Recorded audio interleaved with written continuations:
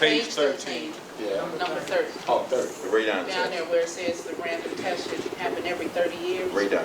Oh, I see. Okay, he's got a typo here. They got every 3 and they put 30 in Right. instead of 3. I'll talk to Murphy about that.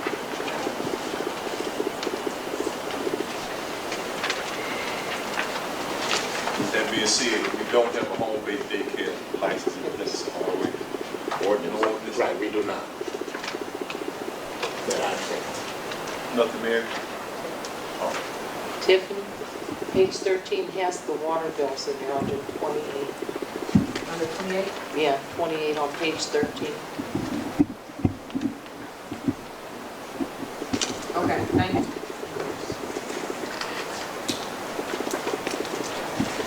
So, and that is saying that we can't issue the license until that's paid, correct? Yes.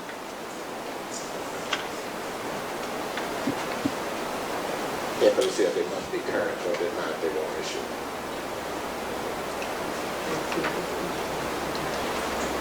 It say be paid on a timely basis. It don't say current before issuing a license. That's my concern. I just want it to be paid in full before you issue a license, not be paid in a That's what it timely said. It says it must be current. It says at the end. See it? Right, just say water bill. Well, I know, it Just say contradicts, water bill. the two sentences seem to contradict each other. Correct. All Correct. bills, all village bills. No, I just say water bills. No, it says, Water bills Village bills. for the day, The for water the bills daycare for must the be day, current. But it don't say So it tickets should be all. So all village indebtedness must be paid. before issue of license. it says, and any fees or tickets issued to the licensee must be paid.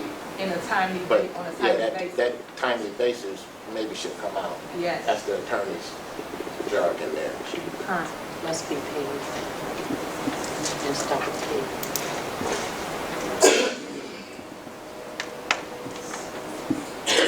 So do you think you need to put before issuance of license? We could say that.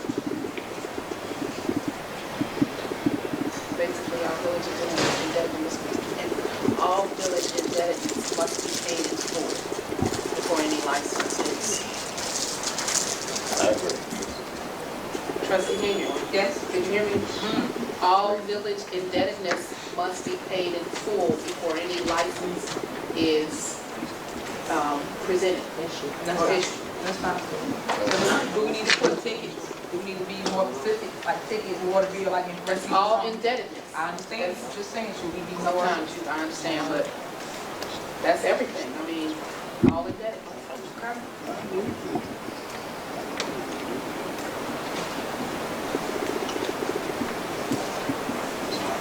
I just have to reword it, make sure that it's worded correctly. You have in here about the kids, right? Like, being other people's yard, the issue you was having. Yes.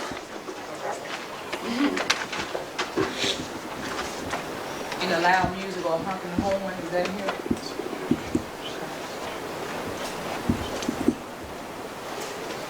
What's the prescribed penalty for this?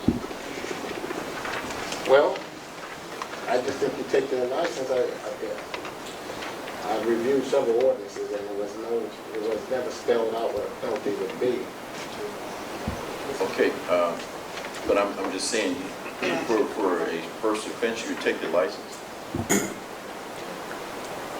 be like a warning or like. I mean, is there, I don't know, 'cause these are children you're talking about. should be So- a ticket in place? Okay, here we go. Penalty report to DCFS.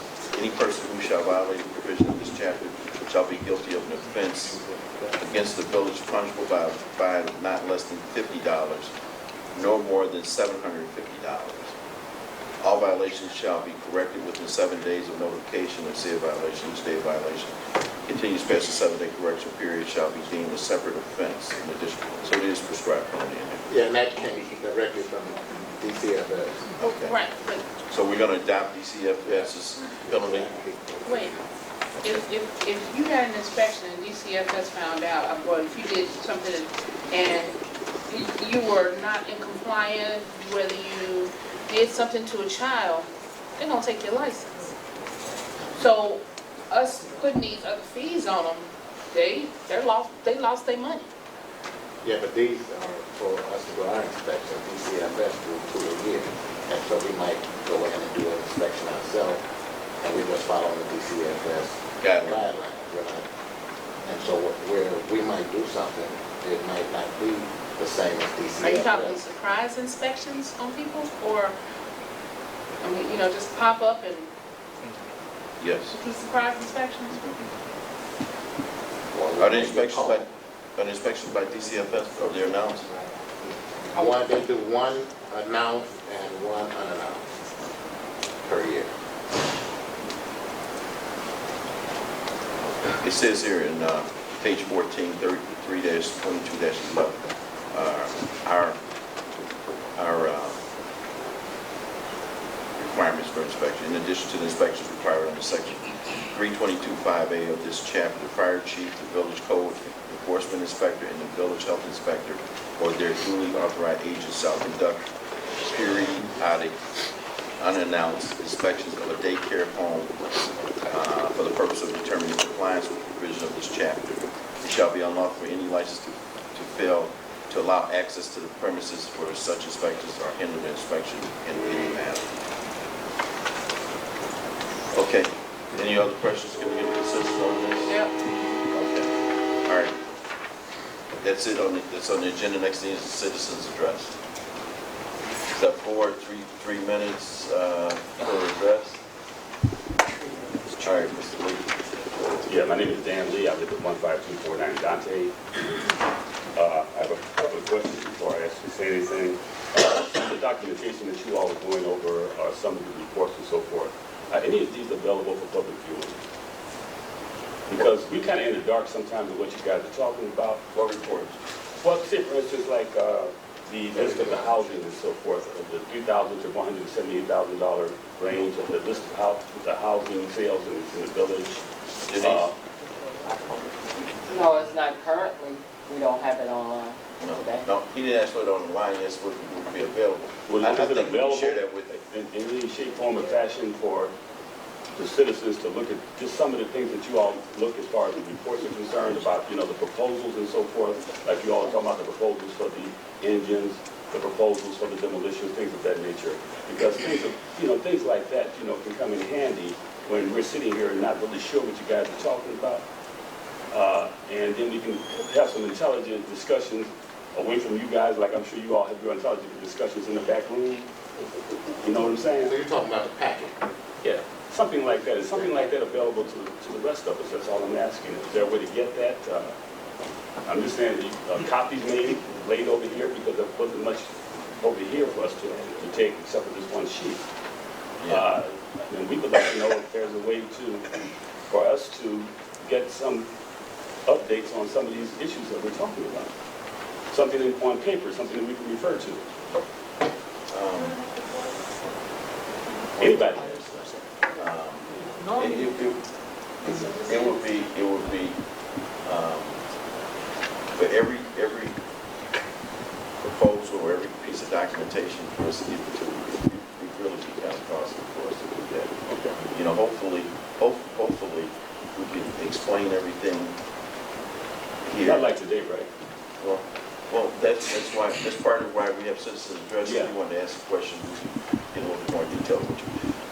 But I would encourage us to actually put out the number of record of sales we have. That's security for the village, and let you know actually what's going on. Especially, I'm specifically, the first thing that made me think about that was the housing sales that the young lady was referring to. Right. Especially with our assessments going up. And if the sales are not matching the assessments, that's evidence for us to get our assessments lower. Well, one of the things is that, you know, I'll get some calls in our office in regards to, Mayor, my assessment went up. One thing they tell you is that the property values are going up. You know, now, Denise, what did we have in sales last year? I don't know. Total amount? I don't think it was 300. started tracking it this year. Pardon me? I started tracking it this year because I didn't know from last year. Okay, the reason I bring that up is because the numbers that she was giving out, and the average sale being 59,000, that's just a ballpark figure that you threw out. That's not keeping it No, in that's track. based off of the numbers. That is based off of. Yeah, I understand, that's all I'm asking. You know, to me, that's a little contradictory to say that property values are going up, but the sale prices are going down, or stagnant, or down to $3,000 to $5,000, $6,000, $8,000. You understand what I'm saying? I mean, that's a little... Well, they're not really going down. There's, like she indicated, you know, properties sell for a number of reasons, at different prices. You got short sales. You got people that just want to get out of their mortgage, get out of town, or whatever the case may be. You know, like Ms. Urban said, you have mortgages that's just out there, $3,000, $5,000. Yeah. So each sale is kind of... Yeah, I understand that, but still, you know, we would like to be educated when we make these decisions. And we, you know, when these things come around, we'd like to be a little more educated, and a little more information needs to be provided for the citizens. Okay. That's all I'm saying. Yeah. You know, so if any of this documentation, even if you just post one copy, or we could come down and view it at City Hall, you don't have to just make, you know, just put out a bunch of copies. If you could just post it, we could come down and look at it and just let us know when it's available. Something like that is even better than what we have now. I mean, that's just a suggestion. I'm just throwing it out there. Another question. You were talking about renters, Section 8 coming into the village. My question would be, the people that are actually doing the renting from the landlords, is there a provision where the renters have to pass information on to the rentees about the ordinances and things that are in place in the village, such as, you know, keeping the property up, or littering, or, you know, is there some kind of like a packet for new residences? There's a coming in? package for new residences. Okay. But a lot of times, those renters, in their lease, there's a lot of, you know, requirements of them in the lease in regards to maintaining their property and things like that. So a lot of those things are identified in the lease. Yeah, okay. The reason I'm asking that is because, you know, sometimes I get a little tired of cleaning up after my neighbors. You understand what I'm saying? So it would seem like, you know, that some of our more transient addresses don't seem to be getting this information. That's all I'm saying. You know, Mr. Lee, to be fair, it's not all the renters. Okay, I understand. You know, you got some residents here, long-time residents here, that don't take care of their property. Okay. And it's unfortunate, but the inspectors have stepped up their game in regards to issuing tickets and things like that. And sometimes the tickets work, sometimes they don't. But, you know, as it being one of your biggest investments in life, you'd be surprised how people handle their investment. Well, thank you. Okay, thank you. Good evening, everyone. Cheryl Hill. Mr. Irvin, thank you. Chief, I just want you to know, some of your officers, I'm real appreciative. The gentleman on the fire department, I love you forever as always. Miss Denise, I want to thank you, but I like to share, I like to maybe just share something right quick if I can. When I originally came out here to Dolton, I think Miss Sabrina might have asked, there are things in place. It's called the Nuisance Act in your community. That's exactly how you extract an individual that don't want to comply with the ordinance. And if some of the residents really did have a little mini ordinances book, we really probably would be able to soundly say if they picked it up here, well, they got it, and make them sign for it. And that other thing, when I first came out here in Dalton, guess what I did? Came to the police department, I informed them I was a new resident that had moved in so-and-so house on so-and-so block, and that's how they kept track of the individuals in these houses out here in Dalton. And unfortunately, I knew a young boy who created so much trouble and mayhem out here. Do you know the village bought out their house? They bought out the homeowner after the chief said just what he said. A repertoire of paperwork to fill up a building. They submitted it to the board. The board voted on it, and they bought that house out. I still know his mother right now today. So yeah, that's when the board stepped up and enforced the ordinances. And on that thing that y'all was talking about on Section 8, I'm blessed and humbled to be a Section 8 receiver. I am in a building that does not have occupancy, and that is the tenant supposed to know. Well, here's the funny little thing. if an unconscionable property owner don't tell us because it's not conducive to him, we're not gonna know. And yes, what it does to the tenant is it abates their Section 8 being paid to the owner, which is it's not a bad thing, but it's a bad thing for the person. My unit didn't fail. My unit didn't fail. The building failed under non-compliance. Now, when they fail, housing quality specialists say until the village enforce them to get it together, they're not going to accommodate that property owner with nothing. That means they failed. That certificate you all was talking about, yes, it would make it real easy for Ms. Fields and them not to get shouted down as though it was their fault, because it is the bearing of the responsibility of the property owner. He knows everything, just like y'all send him those inspectors for electrical and plumbing. You all know what other things he has to have in order, and then you should not allow to take 1 penny from him. You cannot hold the renters responsible. We are in a separate contract with Section 8 that says we must do this, dot our I's, cross our T's. We cannot leave that property. We cannot just leave that easily. And an eviction, it does not get us out there either, because you still have to accommodate Section 8. You all know what all that merging is. You all know what all that merging is. Now here's where the village should stop playing games with these property owners. There is a procedure for everything. There always has been. If under accountability everybody gets a little lacking and a little lazy, then there go all the regulations and rules right out the window, and other individuals deal with it. You all want to have these seminars for the people and residents. Y'all say what y'all want to have, but y'all never bring it into effect. You got departments that are explaining things that are not their business to explain. I shouldn't have to come in here and inform you all. I got to worry about my family unit, and let me tell you, my family is so in compliance. Look me up and find us anywhere. No. We respect the rules and regulations. Now we need you all to stand hard on these fines, these fees, these rules and regulations that you all implement when people buy property here, when people rent here. Even if they come here for a temporary time, you all have to do you all's job. And I got a suggestion, if y'all love me, take this one on that snow thing too, to see you can convert your tree shredders. They can be converted into snow blowers. I can't even start to tell y'all how I'm going to have my son download that videotape straight to the mayor and to Street and Sands. It saves so much money.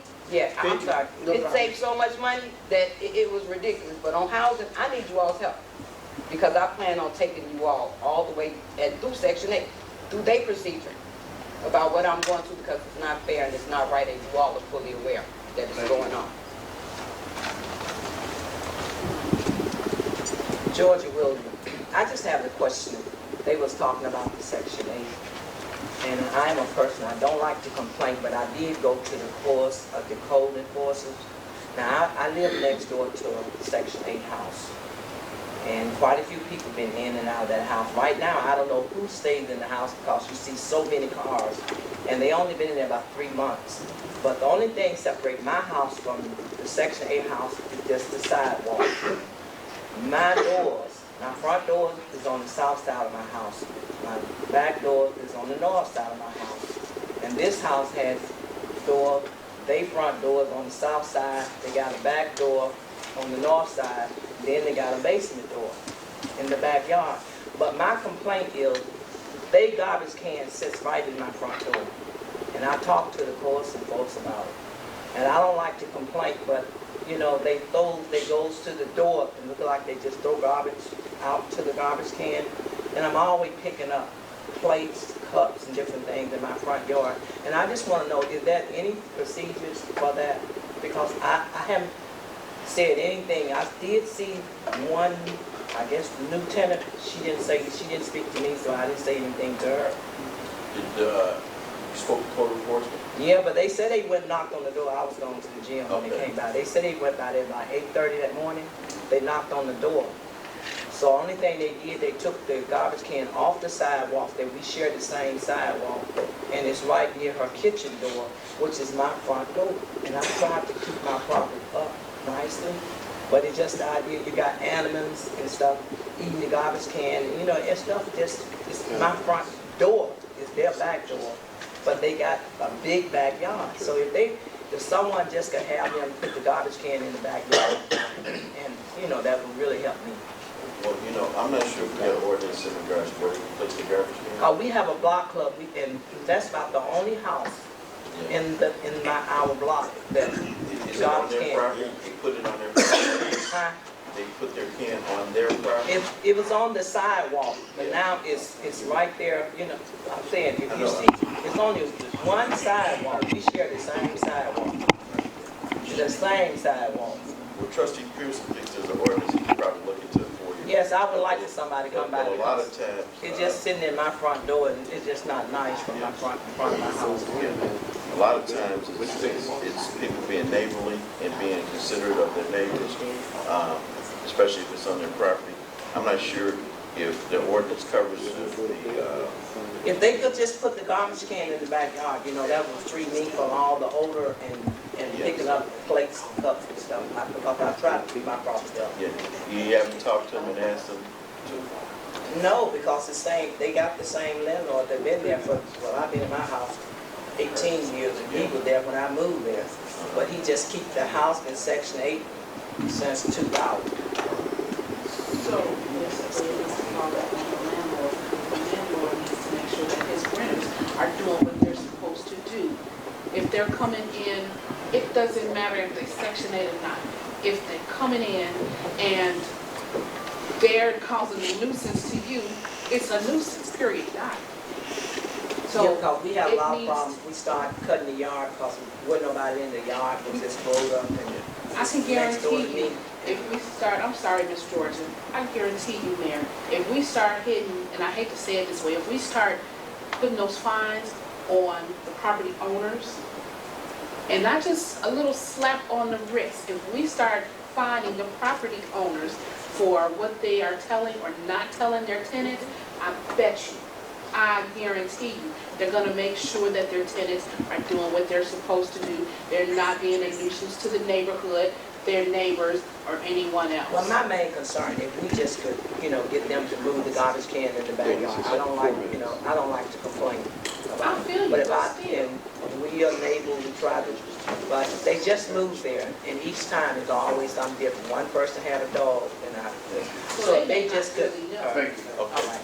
all right. They could just move the garbage can in the backyard. Thank you. Trustee Pearson said he'll withdraw. Good evening, everybody.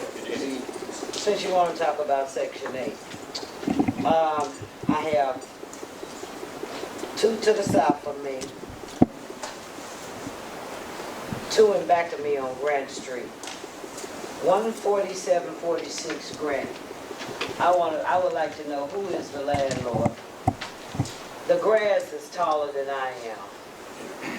They have a red pickup truck where they haul junk. Mike is out of jail. I saw him yesterday. This guy have stole siding off the houses.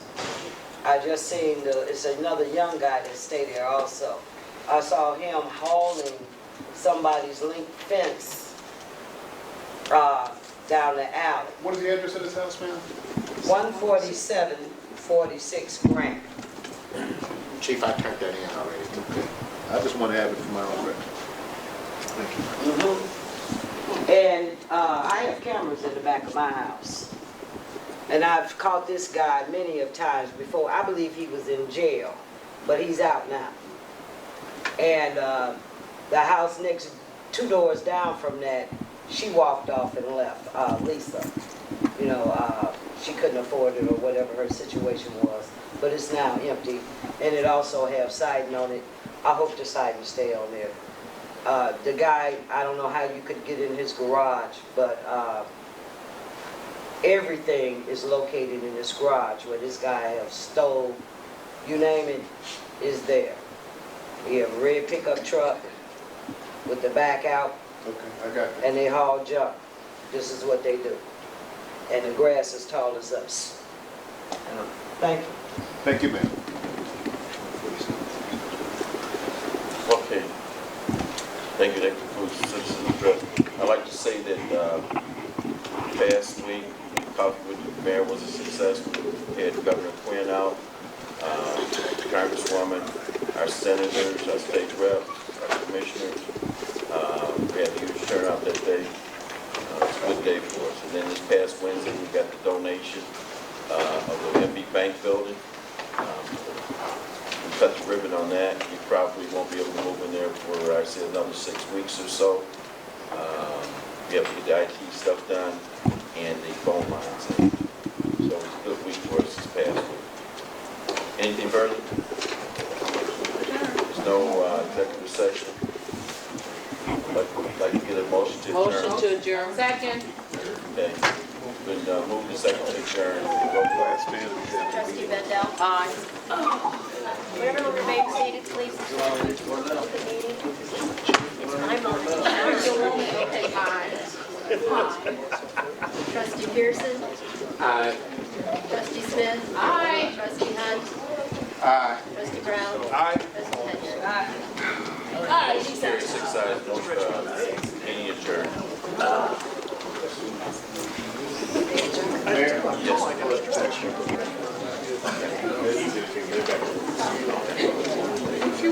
Riverdale picked the guy up. Yeah, they got it. He's our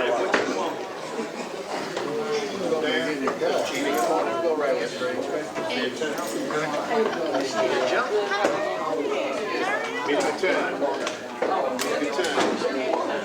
Meeting at 10. Meeting at 10.